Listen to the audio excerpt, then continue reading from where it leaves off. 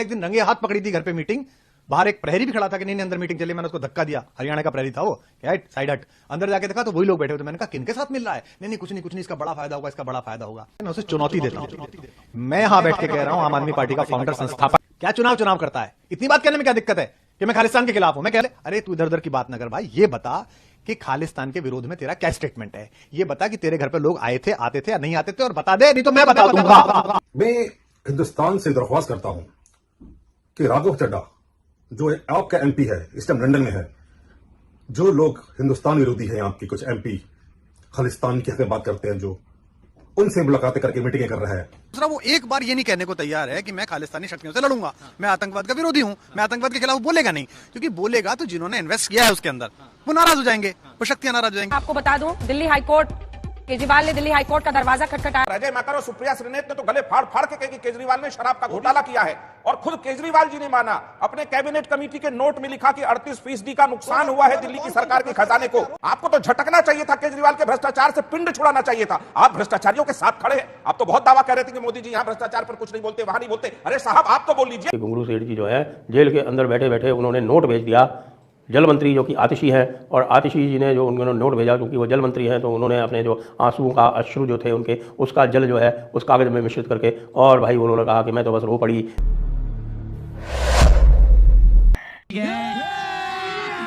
अभी मजा आएगा ना, भिड़ो पिक्चर चालू करो बे।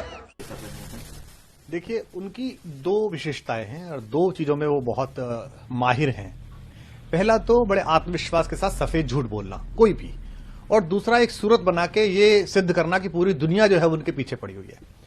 इस प्रक्रिया से उन्होंने एक समय में पूरे देश का मूर्ख बनाया, फिर हम साथियों का मूर्ख बनाया, फिर एक प्रदेश के लोगों पर डोरा डाला। यहां तक तो बात आती जाती रही, सरकार जीते हारे, लेकिन अगर कोई देश की बात थी और मुझसे अचानक किसी इंटरव्यू में एक वाक्य निकला तो उसमें इतनी परेशानी क्यों? वो आए ना, वो बात करें यहां पर आकर। तो उन्होंने एक बार भी ये नहीं कहा। मैं तो ये पूछना चाहता हूं भाई, आपको तो किसी ने टेररिस्ट नहीं कहा, पर हां आप मुझे ये बताइए, देश को बताइए कि क्या पिछले चुनाव में आपके घर पर टेररिस्ट एसोसिएशन से सिंपैथी रखने वाले लोग, बात कराने वाले लोग आते थे या नहीं थे? जब मैंने उस पर आपत्ति उठाई थी तो पंजाब की मीटिंग से मुझे बाहर कर दिया गया था, नहीं कर दिया गया था। और मैंने एक दिन रंगे हाथ पकड़ी थी घर पे मीटिंग, बाहर एक प्रहरी भी खड़ा था कि नहीं अंदर मीटिंग चली, मैंने उसको धक्का दिया, हरियाणा का प्रहरी था वो, क्या साइड हट, अंदर जाके देखा तो वही लोग बैठे हुए थे। मैंने कहा किनके साथ मिल रहा है? नहीं कुछ नहीं, इसका बड़ा फायदा होगा, इसका बड़ा फायदा होगा। तो वो ये बताएं, वो ये बताएंगे नहीं। बाकी सब वो तरह तरह के आरोप प्रत्यारोप करते रहे। प्रधानमंत्री कश्मीर से लेकर कन्याकुमारी तक भारत का संविधान इकसार कर चुके हैं, तो वो चुनाव में ही तो लड़ रहे हैं। वो कहां बनना चाह रहे हैं? भारत में मुख्यमंत्री, भारत में प्रधानमंत्री। तुम्हारा तो प्लान, तुम्हारे मुंह से निकलती कैसे हैं बातें, बोलते कैसे हो? और आखिरी बात मैं कहना चाहता हूं आपके माध्यम से, मैं उसे चुनौती देता हूं। मैं यहां बैठ के कह रहा हूं, आम आदमी पार्टी का फाउंडर संस्थापक, इस देश को तोड़ने वाली किसी भी चीज के खिलाफ मैं खून की आखिरी बूंद तक लड़ूंगा। वो ये कह दे कि मैं खालिस्तान के खिलाफ लड़ूंगा, वो ये कह दे कि मैं खालिस्तानियों के खिलाफ लड़ूंगा, एक खालिस्तानी पनपने नहीं दूंगा, दिल्ली में नहीं पनपने दूंगा, किसी राज्य में नहीं पनपने दूंगा। खालिस्तान मेरे खून की आखिरी बूंद के बाद भी साकार नहीं हो पाएगा। ऐसा बोल दे, एक बार बोलेगे ना। क्या चुनाव करता है? इतनी बात कहने में क्या दिक्कत है कि मैं खालिस्तान के खिलाफ हूं? मैं कह रहा हूं मेरे खिलाफ तो प्रोपेगेंडा आपने वैश्विक करा दिया, पंजाब में चुटकुले कवि सम्मेलनों के वायरल करवा दिए, पर अब जब ये लोगों को बात पता चली कि तुम्हारा बेसिक इंटेंशन क्या है, तो कह रहे नहीं मैं तो ऐसा हूं, मेरे पीछे पड़ गए। ये विक्टिम कार्ड बहुत खेल लिया, मैं तो गरीब आदमी हूं, मैं तो फला आदमी हूं। बात निकलेगी तो जरा दूर तलक जाएगी। अगर किसी का चाहे 10 लाख रुपए का भी ऑपरेशन अगर होना है, आप दिल्ली के सरकारी स्कूल में चले जाइए, आपका ऑपरेशन मुफ्त में होगा। तेजस्वी लोग हैं हमारे पास। और आम आदमी पार्टी के दूसरे तीसरे चौथे नंबर वाले कार्यकर्ताओं को बता दूं, ज्यादा ख्वाब मत पालो।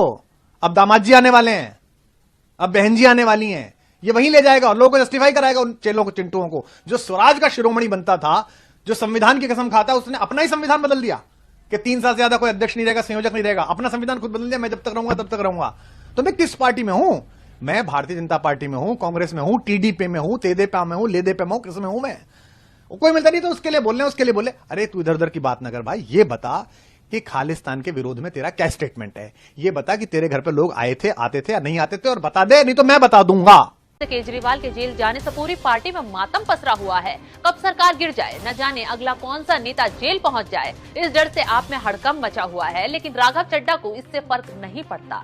उनकी तस्वीरें ये बयां कर रही हैं, वो तो सर्जरी के नाम पर ब्रिटेन में मौज काट रहे हैं, खालिस्तानी समर्थकों से मिल रहे हैं। ब्रिटेन के ही एक सिख शख्स ने राघव चड्ढा पर तंज कसा और बयान दिया। सत श्री अकाल, जय भारत। मैं हिंदुस्तान से दरख्वास्त करता हूं कि राघव चड्ढा जो आपका एमपी है, इस टाइम लंदन में है, जो लोग हिंदुस्तान विरोधी हैं, आपके कुछ एमपी खालिस्तान की हक में बात करते हैं, जो उनसे मुलाकातें करके मीटिंगें कर रहा है, किस कैपेसिटी में कर रहा है, क्या साठगांठ है उसकी कि जो हिंदुस्तान के दुश्मनों से बातचीत कर रहा है। मेरी दरख्वास्त है ये हिंदुस्तान सरकार से कि जब भी राघव चड्ढा हिंदुस्तान आए तो उनसे पूछा जाए कि क्या वजह थी और उनकी क्या बातचीत हुई है, जो उन्होंने उनसे मीटिंग की है, जो हमारे देश के खिलाफ है, जो प्रो खालिस्तानी हैं, उनके साथ वो भी नॉट कोई पार्लियामेंट हाउस या इधर उधर मीटिंग नहीं की है, बाहर स्पेशली मिलकर उनसे मीटिंग की है। तो इसका क्या कारण है? वजह क्या है कि आप उन लोगों से मिल रहे हैं जो भारत तोड़ने की बात कर रहे हैं?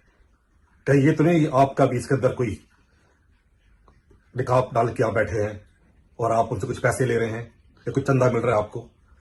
तो इस बारे में बात की जाए, राघव चड्ढा को गिरफ्तार किया जाए। क्योंकि ये तो सच्चाई है कि जब आप आई है पंजाब में, तब से खालिस्तानी मुद्दा दोबारा उठा गया है। तो फिर जरा सोचिए और इस पे एक्शन लीजिए। जय भारत। से कि मैं अरविंद केजरीवाल को वहां ना हारने दूं या ऐसा ना हो जाए, तो इसका मतलब मैं जो पहले दिन बात कर रहा था वो सिद्ध हो गई। और दूसरा, वो एक बार ये नहीं कहने को तैयार है कि मैं खालिस्तानी शक्तियों से लड़ूंगा, मैं आतंकवाद का विरोधी हूं, मैं आतंकवाद के खिलाफ बोलेगा नहीं, क्योंकि बोलेगा तो जिन्होंने इन्वेस्ट किया है उसके अंदर वो नाराज हो जाएंगे, वो शक्तियां नाराज हो जाएंगी। अब अगले कुछ घंटों में, मैं तो चुनाव में ना प्रत्याशी हूं, ना मैं किसी पार्टी में हूं, ना मैंने इस्तीफा दिया, ना मैं निकाला गया, ना तो मैंने दिया, ना उसकी औकात थी कि वो कैसे निकाल देता। हालांकि स्वराज वराज की तो उसने सब बत्ती लगा दी जो वो कहता था। खबर आ गई है सर बीच में, आपको बता दूं, दिल्ली हाईकोर्ट, केजरीवाल ने दिल्ली हाईकोर्ट का दरवाजा खटखटाया है। ये खबर हम लोग लगातार आपको बता रहे हैं। केजरीवाल ने अर्जी दाखिल की है और अपनी गिरफ्तारी को केजरीवाल ने चैलेंज किया है। गिरफ्तारी और रिमांड को बताया है गैर कानूनी। जल्द इस मामले की सुनवाई करने के लिए उन्होंने, यानी कल ही 24 मार्च तक मामले की सुनवाई करने की अपील की है। आलोक शर्मा जी, संजय निरुपम कह रहे हैं कि उन्हें इस्तीफा देना चाहिए, जेल गए हैं, उन्हें मुख्यमंत्री पद से यूं नहीं चिपके रहना चाहिए। आपको भी लगता है ऐसा? आलोक जी, इस्तीफा होना चाहिए? मैं फिर कहूंगा, जो ट्रैक देखिए, मीडिया ट्रायल में आप इस्तीफे मांग लीजिए।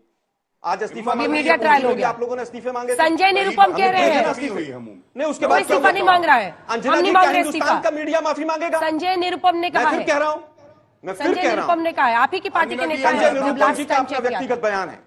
ठीक है, बस यही सुनना था, जी का अपना व्यक्तिगत बयान है। ये कांग्रेस पार्टी का स्टैंड नहीं है। मैंने इतना लंबा चौड़ा गिनवाया है आपको।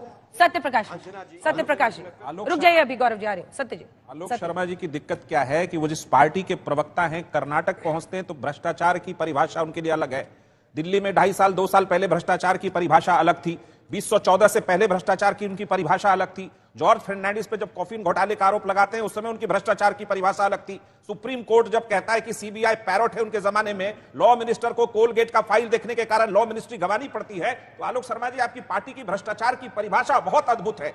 2.5 साल पहले बिल्कुल आप हर टीवी चैनल में कहते थे, और अजय माकर और सुप्रिया श्रीनेत ने तो गले फाड़ फाड़ के कहे कि केजरीवाल ने शराब का घोटाला किया है, और खुद केजरीवाल जी ने माना। अपने कैबिनेट कमेटी के नोट में लिखा कि 38% का नुकसान हुआ है दिल्ली की सरकार के खजाने को। उसके बाद यदि कई सब्सटेंटिव टेंटेटिव एविडेंस आते हैं और देश का सर्वोच्च अदालत कहता है कि आपको बेल नहीं दी जाएगी, तो कम से कम स्वीकार तो इतना कीजिए कि कुछ घालमेल है दिल्ली के शराब के घोटाले में। आपको तो झटक देना था केजरीवाल जी को, क्योंकि आपकी महिला मुख्यमंत्री जो 3 बार 3 टर्म दिल्ली में रही, उनको कॉमनवेल्थ घोटाले में केजरीवाल कहते थे कि जेल में डाल देंगे आते ही 1 महीने में। आपको तो झटकना चाहिए था, केजरीवाल के भ्रष्टाचार से पिंड छुड़ाना चाहिए था। आप भ्रष्टाचारियों के साथ खड़े हैं। आप तो बहुत दावा कर रहे थे कि मोदी जी यहां भ्रष्टाचार पर कुछ नहीं बोलते, वहां नहीं बोलते। अरे साहब, आप तो बोल लीजिए। आप अगर भ्रष्टाचार पर मॉरल स्टैंडर्ड खड़ा करना चाहते हैं तो केजरीवाल का साथ तो छोड़िए। आप एक बात बताइए आलोक शर्मा जी कि 14 मंत्रियों के भ्रष्टाचार के जांच के लिए केजरीवाल बैठे जंतर मंतर पर 16 दिन की भूख हड़ताल करी, वहां से राजनीतिक पार्टी का जन्म होना बताया। उस आदमी के साथ आप क्यों खड़े हैं?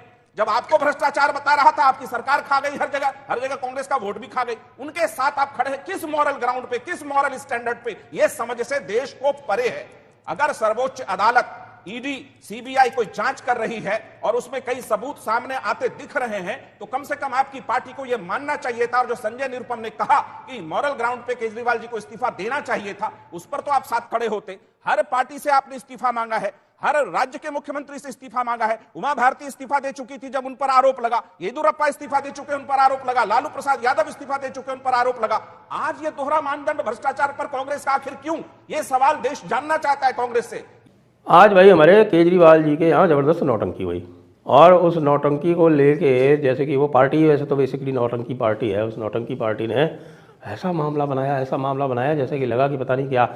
अब तो भाई सरकार जो है वो जेल से ही चलेगी, सरकार जेल से ही चलेगी, क्योंकि सरकार के वहाँ बैठे हुए भाई साहब जो है केजरीवाल जी, सड़ जी, हमारे घुंगरू सेठ जी, कि घुंगरू सेठ जी जो है जेल के अंदर बैठे बैठे उन्होंने नोट भेज दिया जल मंत्री जो कि आतिशी है, और आतिशी जी ने जो उन्होंने नोट भेजा, क्योंकि वो जल मंत्री हैं, तो उन्होंने अपने जो आंसुओं का अश्रु जो थे उनके, उसका जल जो है उस कागज़ में मिश्रित करके, और भाई उन्होंने कहा कि मैं तो बस रो पड़ी, देखिए ये बंदा जो है वो कितना डेडिकेटेड है। और जी हाँ, आजकल घुंगरू सेठ जो है वो ये बताने का प्रयास कर रहा है कि वो जेल जो है वो एक किसी स्वतंत्रता आंदोलन में गया है, वह जेल जो है वो किसी जन क्रांति करने के कारण गया है, वो जेल इसलिए गया है क्योंकि वो भ्रष्टाचार के विरुद्ध लड़ रहा था, ऐसा बताने का वो प्रयास कर रहा है।